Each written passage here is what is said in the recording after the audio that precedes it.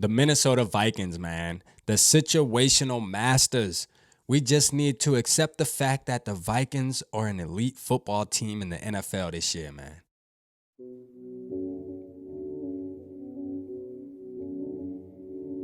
Yeah, smooth summer, who running? I hear them talking, but they ain't gon' do nothing. Celebration, I might have a toast with you. I'm feeling good, I'm feeling great, I'm terrific. We ain't taking no losses, we winning. Undefeated, check the percentage.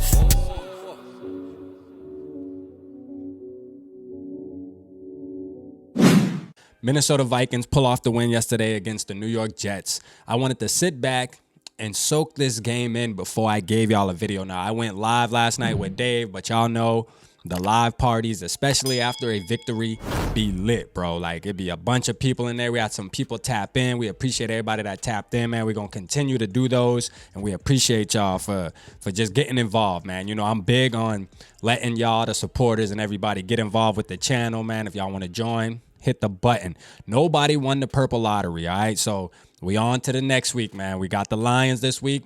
Drop your score prediction on Wednesday. Y'all will see the post on my community tab. Be on the lookout. But let's get into this game, man. Let's get into what happened yesterday against the New York Jets. All right, first of all, Kirk Cousins, man. 21 for 35, 173 yards and a touchdown. Now, Kirk Cousins, I'm going to get him out the way first.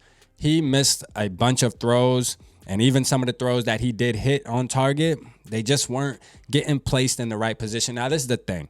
Everybody deserves to have a down game. I'm not going to be super hard on him because he's been playing decent enough to where, you know what I'm saying, we can accept the fact that we're 10-2, right? And he's our starting quarterback, so it means something, okay? So yesterday, we'll let that go under the rug. Kirk, you cannot do that when we get into the playoffs. That's a fact, okay? You have to hit those throws. All right, it just has to happen. All right, then we got Dalvin Cook, man. Dalvin Cook played a solid game. He had 20 carries for 86 yards and a touchdown. And then shout out Alexander Madison as well.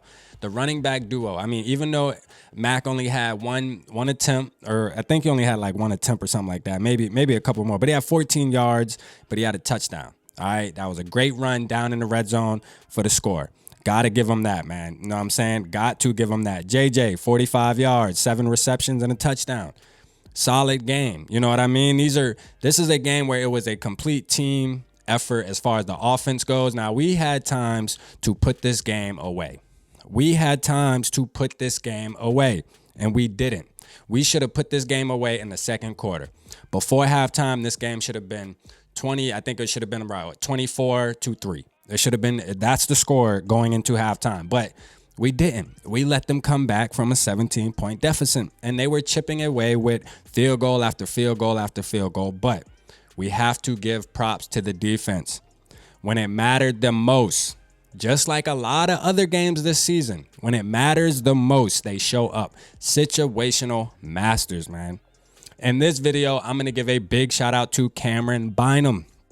Now, there's been times where y'all heard me diss Cameron Bynum in a way, saying, man, listen, he's allowing a lot of mistakes. I don't really like the way he's playing. I mean, he seems like a smart player. Seems like he can make it happen. Last year, high hopes on him, seeing him play as a rookie and just seeing what he can do. But, you know, it's like I wanted him to take an extra step, and I think now he's doing that. Okay, now he's doing that, man. Look at these notes he has. This guy is the truth, bro. I'm rocking with Cam Beasley.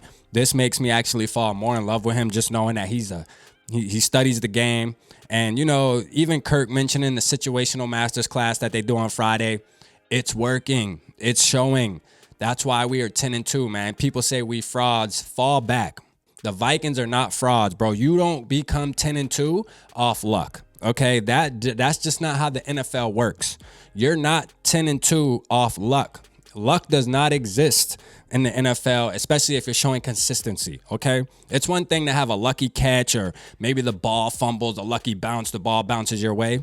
But when you are 13 weeks into the season and your record reflects that you are 8 games above 500, that's not luck, man. Quit playing with the purple, man. Quit playing with us. Now, Mike White. Mike White had a decent game. When you look at the stat sheet, he had a bunch of yards, and that's because they threw the ball damn near 60 times.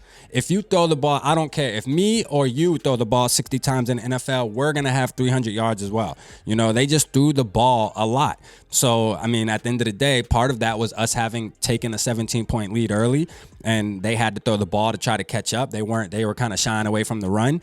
And his yards showed, man. He played a gritty game. I got to give him his props, man. All right, the white Mike hype, man. All right, we got to give him a little bit of props. Like, he definitely seems like a better option than Zach Wilson at this moment for the New York Jets. But can we talk about the clean sweep, though? Can we talk about how we sweep the AFC East? Nobody want to talk about that. And every team in the AFC East has a winning record. And we played two of the top defenses back-to-back, and we won. We put up points on them, 27 and 33 points. Quit playing with us, man. That's what I'm trying to tell people. You know, they say we frauds, this, that, and the third.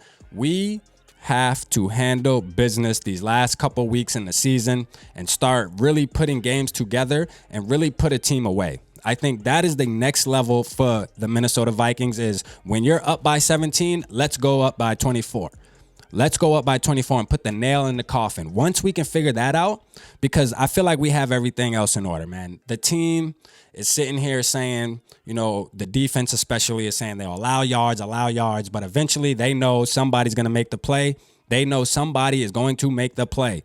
And so yesterday it just happened to be, you know, Harry, man. Shout out Harrison Smith. He made a ton of plays yesterday, but Cam Bynum closed it out. Same way how Patrick Peterson closed it out against the Bills.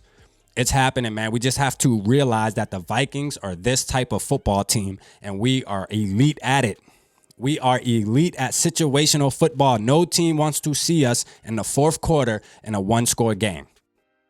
We're scary, bro. We're scary, man. Know what I'm saying?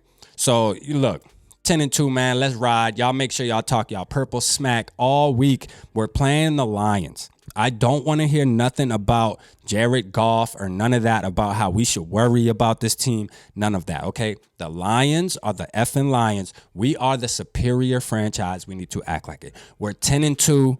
They are 5-7, I believe it is. Let's act like it, okay? You know, Alabama, these Michigan, go big blue, that's my college team. They don't go into games playing, you know, James Madison thinking, oh, well, we got to wait. No, they go in there knowing that they're going to stomp on the team that's below them, and that's what the Vikings need to do this week, playing the Lions. I don't care if they put up 40 on the Jaguars. That doesn't matter to me. They're playing us now, and we're going to smack them. We're going to smack them, man. Let's go. Appreciate y'all tapping in. Holla at your boy. Appreciate everybody for tapping into the Purple Pocket Podcast. Y'all make sure y'all hit that like, subscribe, and turn the notification bell on. Purple Gang.